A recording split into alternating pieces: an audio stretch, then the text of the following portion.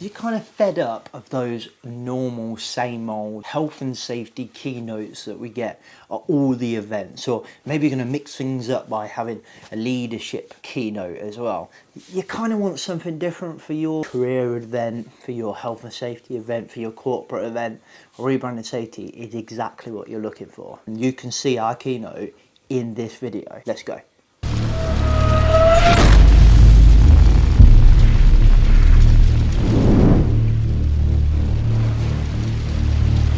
Hi everyone, welcome to Rebranding Safety. Rebranding Safety is exactly what it says on the tin. We're here to challenge those health and safety gone mad practices and perceptions. We do that by providing free online content via YouTube and in-depth conversations on our podcast.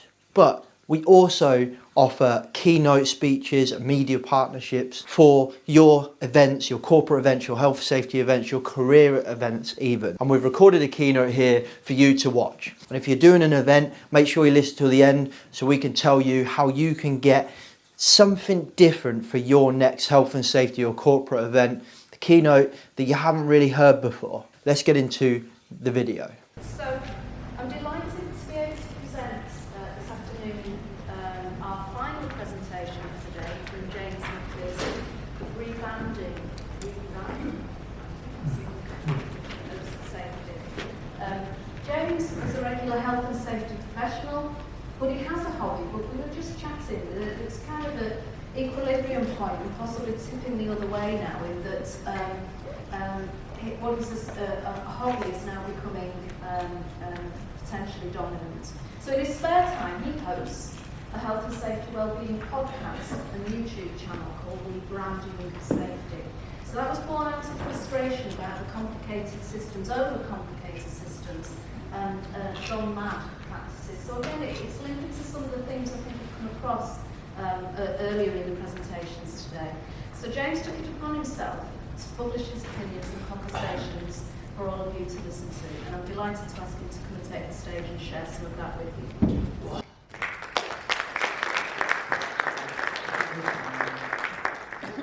It's working. Yeah, I can hear so. Hello everyone. So my name's James MacPherson. Ignore risk fluid and just treat it as rebranding safety. So rebranding safety is exactly what they described it as. It's a YouTube channel and it's a podcast. I don't know what's worse, being called a health and safety professional or a YouTuber. Maybe YouTuber. I mentioned YouTuber, 3 people walked out the room. I'll give you that 50 quid later, thanks for it. I appreciate you bigging me up. Okay, so yes, I'm the same as you guys, but I've got a strange hobby. In my spare time, in the safety of my spare bedroom, I sit behind a microphone and just rant really. And we've had some amazing guests on that we're really lucky. A couple you've seen today, we've had Rachel on twice now. Jason Anker, you heard from this morning, who's just a phenomenal speaker and a really good story. He's been on as well, and his daughter's been on as well. So it's really interesting. So essentially what I'm going to do today is just kind of talk about some ideas that I've got, I call them brain farts. That's not politically correct, probably not in the ethics code either. And take some snippets out of the interviews that we've had. So, do we need to rebrand health and safety? To be honest, no I don't. I think health and safety gone mad has been dethroned by data security and GDPR. I got an email the other day saying you need to get rid of your signing in book because it's a major breach in data security. Bloody hell, we writing in that signing in book? Jesus. So I was like, thank God, finally, somebody's worse than us. But seriously, I'm a health and safety professional, and sometimes I really cringe at that phrase, not because I don't like my job, I love my job. I think what we do is phenomenal, and I'm really passionate about it. But it does come with that kind of brand, doesn't it, that perception. And it was interesting when we were extremely lucky to interview Andrew Sharman, who, for those who don't know, is probably one of the biggest players now in safety culture, and he's now the new president of IOSH as well. So we had Andrew on. Once I'd stopped fanboying, because I've read most of his books and I like a lot of his stuff, I started to interview him, and we talked about this, and he mentioned he went to an event, and he was sitting on talking to this lady, and I said, what do you do? He went, oh, I work in health and safety, and she went, this rain is crazy. and that was it, conversation over. So we thought, what shall I do? Maybe go to another event, because obviously it's Andrew Sharma, he already does go to events. He went to another event, and same thing. What do? I work in human dynamics. They spoke for about 2 hours then about health and safety, without even mentioning the words health and or safety. So when he said that, I thought that was really, really interesting. It kind of reminded me of being at the rugby club. I'm a big rugby fan, so to stand at the Sales Sharks ground makes me feel sick. No, I'm joking, it's great to say it. It made me think about being at the rugby club and, you know, tying shoelaces, and from over the pitch someone going, "Hey, have you risk assessed that?" And you just get that banter, don't you? But I think it sets a tone for what we actually, how we're actually perceived. So I want to talk about something where, it's difficult, because I think some people get a bit uppity about this and think I'm being rude and stuff like that, and just, you know, jumping on the bandwagon, health and safety gone mad, and making a podcast out of it. But I genuinely do see, and you'll see in the next slide, that people do perceive us in a certain way. They perceive us as killjoys, they perceive us as health and safety gone mad, police officers even. And I don't perceive myself like that, I really don't. And I think, you know, all you've got to do is put in Google image search, health safety professional. Jesus, it's a sorry state of affairs, isn't it? Hard hats, high-vis, surgically attached clipboards, it's absolutely everywhere. And you just think, that's not me. So how do I rebrand safety? As well, I just sit on a podcast, turn my cap backwards so I look cool, and just swear. And that's about it, really. But why do we need to rebrand it? Well, when that brand or that image, the way you're perceived, doesn't match who you actually are or what your brand is. If you were a business, you would just rebrand it, wouldn't you? So that's where rebranding came from, Rebranding Safety came from. So this here you can see the post. This is directly from Facebook. This is a group my friend is in. He's a bricklayer, and he always tags me in anything that's derogative towards health and safety, obviously because banter and all. So you can see from this picture, the gentleman's pretty much covered in PPE, all of it, and it's British summertime according to the post. So the comments were, and those of you that don't like swearing, heads up, the comments were as follows: "The dog has more rights than us. If you leave a dog in a car, the owner can be put in prison, but site managers walk past telling you to put your hard hats on, emoji, emoji, emoji." Common sense from site management, 0%. If it doesn't say in the book, must mean you can't do it. Took 3 days off because of heat exhaustion from wearing so much PPE. What a load of bollocks. We get more done with our health and safety. Well, that was interesting. And then the cherry on top of the cake, and this one is really imaginative, you can really tell the vocab of this person: fuck health and safety. Well done. Well done for spelling it right as well, thank you very much. But you can see from that photo there that, well, you can't really see it to be fair, but I'll tell you what it looks like when you zoom in. It looks like tables stacked on each other, and it just looks like a mess. So to be fair, if we turned up, we probably would have something to say. But this really kind of puts into a nutshell what people actually think about us. And I don't think any of you intend on people thinking about you like that, but people do, and we need to kind of deal with it. So I think, what do we need? We need youth, we need diversity, we need young people joining this industry. Why don't they join the industry? What's the problem? And then I go onto my Instagram stories and I see UK trade and skills courses. This is the advert. Look at that! My plumber barely wears clothes. This guy looks like he's got shares in Arco. It's unbelievable. And then you start to think, okay, I'm starting to see where the perceptions come from. And to be fair, it's probably not us. It's probably not us. But I think we have a responsibility and a duty to kind of challenge stuff like this, and we'll come on to challenge later. So, what is the problem? Is anyone in here a rugby fan? Rugby union fan? Yeah, couple. Sales Sharks. Sorry? Sales Sharks. I'll go now. Doing very well. I was hoping to bump into Faf here, but no, it didn't happen. So anyway, I don't even remember that those of you that are last season, or it might have been the season before actually, Leinster Rugby weren't allowed in Bath Rugby Ground to sell their flags. Obviously the team were allowed in, but they weren't allowed to sell their flags in there because the flags failed on health and safety tests, including fire. Because we were all talking about Grenfell at the time, so they thought if we put including fire, they'll really pay attention.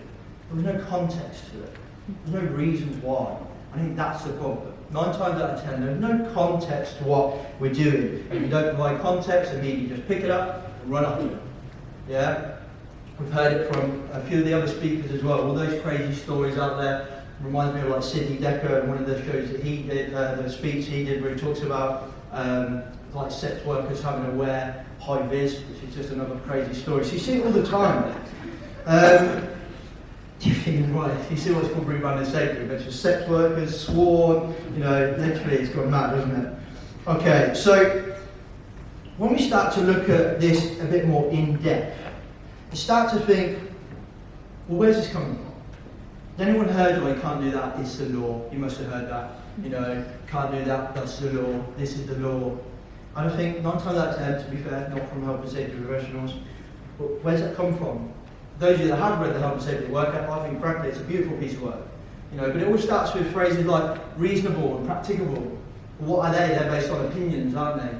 And they're based on opinions that you build within your business. And that's why through legislation, through guidance, you're encouraged to involve more people to get a bigger opinion. So if health and safety law has gone mad and it's based on what you do in your business being reasonable and practicable, then essentially you've gone mad. Surely? I don't know. Like I said, I'm just thinking out loud more than anything. But then, if we have a look at the business-to-business impact of safety rules report, I've completely butchered the name, but the HSC report, somebody call it the blue tape report. If we look on there, I'm going to read directly from this, so I'll make sure I get it right. So I'm going to be like, actually it was 72%, not 82. So it says on here, business were asked to rate from several sources of rules, so legislation, insurance, accreditations, things like that, what level of impact they had on their policies and procedures. 82% was a net impact for health and safety legislation, and 50% of those people said that the law was the biggest impact. I just don't get where that's coming from. I really don't. Now, some laws and some regulations, they do get prescriptive, yeah, 100%. But we don't mean to hate on the way we've done things and the way that's got us to here now. Like Rachel mentioned this plateau that we're on now. You all know about that. We all know we're stuck at around 130 to 140 people dying a year. We're stuck on this plateau. And don't mean to hate to the point that's got us to that, because that's great work. But we've got to start thinking, hang on, does something need to change? Look at Grenfell, look at Bolton, look at Eastbourne. They're the fires we've had in the last couple of years. All pretty big fires. Work quite heavily in fire at the moment. Then you've got to maybe look at that fatality rate and really ask some honest questions of yourself. What about our mental health crisis? How much maybe did business contribute to that? You've just got to start asking these questions, I think. So one of the things I think we can do is change the way we talk and think about health and safety. So we've already mentioned, I think it was Phil mentioned the word compliance. We've all heard that. Is anyone in here called a compliance officer, head of compliance or something like that? 1, 2, sorry, probably not going to like this. I personally hate the word compliance. I hate it. It's worse than health and safety. It really gets into me. I think it's like, what does that communicate to your staff? That if the law wasn't there, you wouldn't do anything?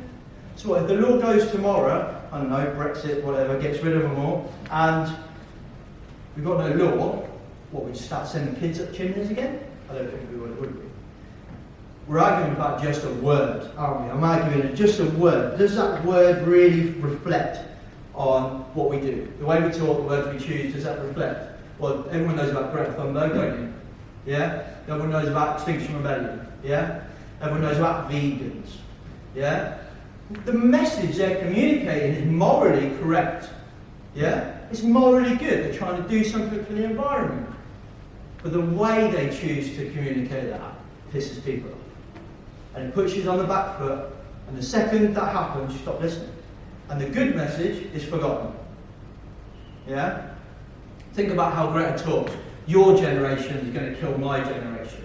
My generation is going to save your generation, etc., etc. So the way we talk really, really does have an impact, I think.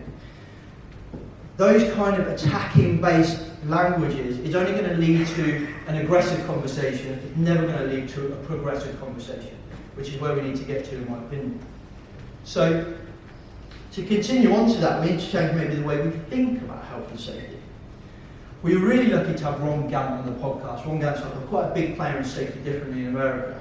And he said a couple of things that really resonated with me. And again, I'm going to read from this to make sure I get it right. But he said, firstly, people are not the problem, they are the solution. Now, we've probably heard that time and time again, haven't we? 100%. And he said that normally the challenge he gets back is, yeah, we know, ground force, they're not the problem. Ground force, which is like additive, the coalface, and all that, they're not the problem. It's the senior management, but that's just people just in a different position. It's the same thing if you're blaming people. And I'll come back onto this in a minute, but he says that people are amazing problem solvers. And I'll give you an example in a second to kind of tie that back. I remember though when I was doing my knee wash, somebody actually saying that trainer actually saying that to me. Hopefully it was in jest, I never know. So it is there. The other thing that one said was, focusing on what you don't want doesn't get you what you want. Okay? So the two examples to kind of tie them. We're doing safety walks, safety talks, whatever we want to call them. What we're looking for. We're going around the building, we're looking for hazards, aren't we? Yeah? We're looking for something that's wrong. That doesn't get us what we want, just tells us what's wrong. And I think that's a really good example of that kind of way of looking at things. And Andrew Sharman and Dave Judith Hackett, they wrote a book called Mind Your Own Business, and they talk about creating safety. It's just kind of changing that language a little bit, making it a little bit more positive. Does anybody do a safety walk and turn? This is kind of similar to what Rachel was saying. Does anyone do a safety walk, run around and say, great job, you lifted that really well? No, because especially at bricks, that would feel really uncomfortable, wouldn't it? The stiff upper lip and all that, do you know what I mean? Does anyone walk around and high five someone because they did a great job? No? Just me? Okay. But it's those things, that's an over-exaggerated version, but you know, those things going around and saying you're doing a good job, instead of coming around saying you're doing a bad job, maybe it'll change the perception a little bit. And then the example to talk about people being the solution, not the problem, was when my grandma used to say, put yourself in their shoes. So when you're thinking of a rule, a procedure, or whatever, you've got to put yourself in their shoes, you've got to really understand what their challenges are, etc. And this kind of reminded me of an investigation that I was part of a long time ago actually, it was like really early on in my career. And the lady had pulled under the machine and she was cleaning an inward roller and she lost her fingernails, sorry. Jesus, I thought that was a funny joke. Come on. So she lost her fingernails. And when we kind of cut this really long investigation, long story short, she was extremely proud of being the fastest operator in that area of the factory. And our bonuses were tied to how many boxes she basically produced at the end of the machine. And then secondly, we were also considering how clean the machine was as part of the bonus. A couple of days before the incident, she was called into the team leader's office and told off because she wasn't keeping up with her cleaning. She was trying to clean the machine at the same time as not ruining her race. You know, we created that environment that defined her behaviours, and that's kind of one of my favourite sayings actually.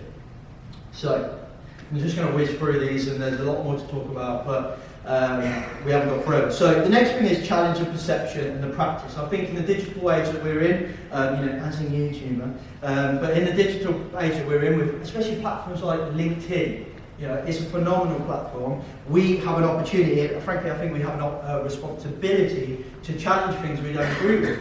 Yeah.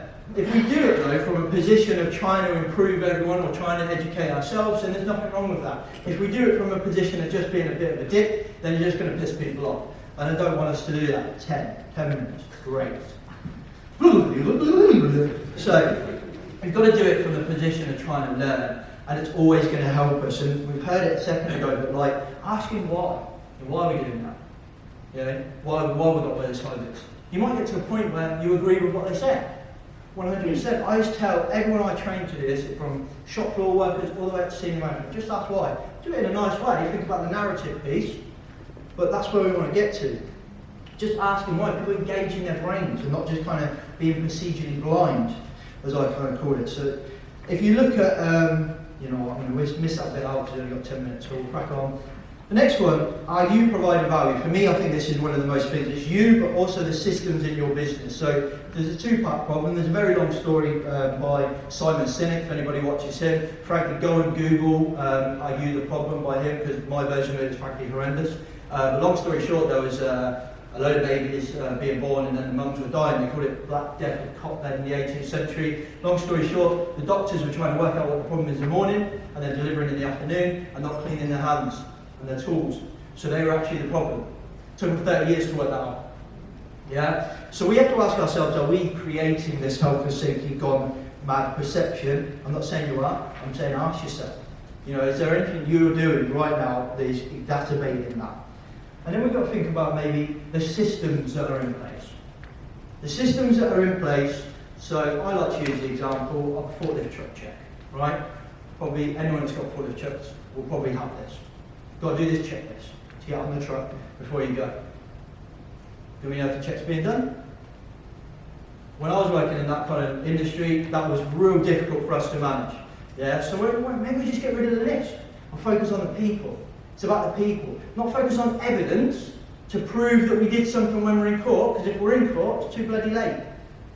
Yeah, focus on the people, focus on delivering value. How do you know the check's being done? Jump on the truck yourself, do the check yourself. If it's not working, then you know the check hasn't been done. Go to the maintenance team, say, are you getting any operators? Ring you up, say, I've just done this check and the brakes going. Or the maintenance team get in the trucks and shop the shit. And you know the checks aren't being done. I think conversations are a lot more valuable, I think, but we're stuck in an age of evidence. I think that's just one of my thinking out loud more than anything. So, the final example, I think, is where somebody I know works in a mental health inpatient unit. And in that mental health inpatient unit, the people are sectioned and are extremely violent. Now, as you can imagine, those people can use anything as a weapon. And some are extremely violent. So, they count the cutlery in and out. They sign the cutlery in and out, make sense of it. This is a reasonable step. They count the cutlery in and out. They colour code staff cutlery and patient cutlery. The problem is, lunchtime, easy peasy. Outside of lunchtime, somebody wants to eat something, they haven't got enough staff, so they just give them staff cutlery because they want to keep them calm. So they keep them staff cutlery. But it's okay, because they count the staff cutlery at the end of the day. But actually, they had a checklist that they counted the staff cutlery at the end of every day, and it was common practice that instead of going, yeah, 10 spoons, 10 knives, 10 forks, they went, 9 spoons, 6 forks, and they never questioned that. So that checklist is providing no value, that count is providing no value. Luckily, we found the cutlery. Actually, they didn't find the cutlery. So the patient could have genuinely had that. And the person I know could be working right next to a person with a knife in their pocket, who's got a history of violence. The problem is the environment and how we're doing this, not the checklist. Forget the checklist. Let's look at what's going on in that business. Let's look at why we can't do a valuable check. Whether it's time, whether it's capacity, whether it's competence, it could be anything. We start asking those questions, and I just think we'll get to a much better place. So essentially, that's pretty much it for me, and that was just me thinking out loud. Like I say, I call them brain farts, and just some snippets from people we have interviewed on the podcast. If you'd like to hear more, or any of you are doing any interesting work, feel free to check me out on LinkedIn. The podcast is called Rebranding Safety, so if you check that out, if you go to YouTube as well, we're on there. Hopefully there's a camera over there, hopefully it's worked. You never know with these things, so you might be able to come and watch me again, because we all thought this was amazing. Yes, was. Yeah. Thank you very much.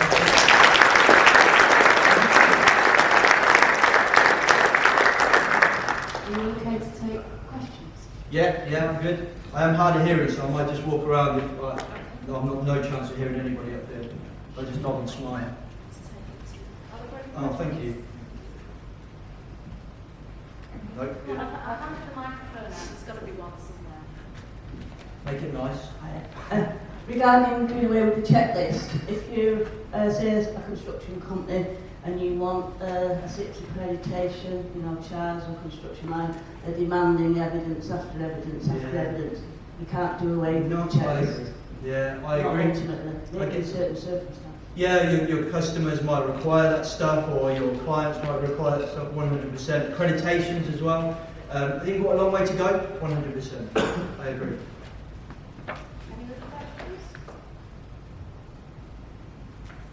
I'm going to say that's a good thing. I'm not really sure, if I'm honest. I'm going to say that they're so inspired that they don't know what to say. Oh, go on. So, when we first spoke, I think it was back in August, September, and I guess you mentioned this, you mentioned that your biggest frustration is the first thing that people's image comes to with health and safety, with high vis. How can we change that, and what image can we create? Like, what is a universal image for health and safety, essentially? Yeah. So what's essentially getting away from that that image of that hard out and high vis and make it that more universal image? How can we get there and what could we do? I don't know. No, I do think that, I think you're right, and I think that's a really hard thing for us to change. You know, and we can't take away from the fact that probably most of the time people are wearing PPE, there is a reason for them to be wearing PPE. I think if we focus on the value piece and we focus on context and explain to people, we want you to wear this PPE and we want you to understand why, and eventually change comes. I always call it like a zombie film. Change comes one by one, like the zombie. It spreads one by one. Yeah, and I think that's how change comes. And I think we just slowly work. But if we all went away today and just started thinking, actually, I don't think this is providing value. Why? Let's engage with our team. Let's engage with the shop floor and just see why do we think this is not providing value. Eventually, the change will come. I think.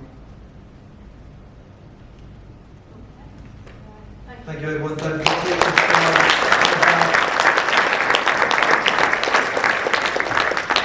Okay guys, I hope you enjoyed that. Hopefully we can bring one to your event. We can tailor these keynotes to suit your event. If you're doing a career event, that's something I'm really passionate about, getting young people, new people, fresh ideas into the industry. We're absolutely desperate for it and we can tweak it to that. If you've got an internal business event that you're looking for a different health and safety keynote, we can come in and provide a bit of entertainment as well as education around health and safety. We can rebrand health and safety at your event. So if you're interested, email us at rebrandingsafety@gmail.com. We can have a chat, we can work out what you're after and we can tweak our keynote to suit your event. So drop us an email and hopefully we'll see you at your next event. Safe.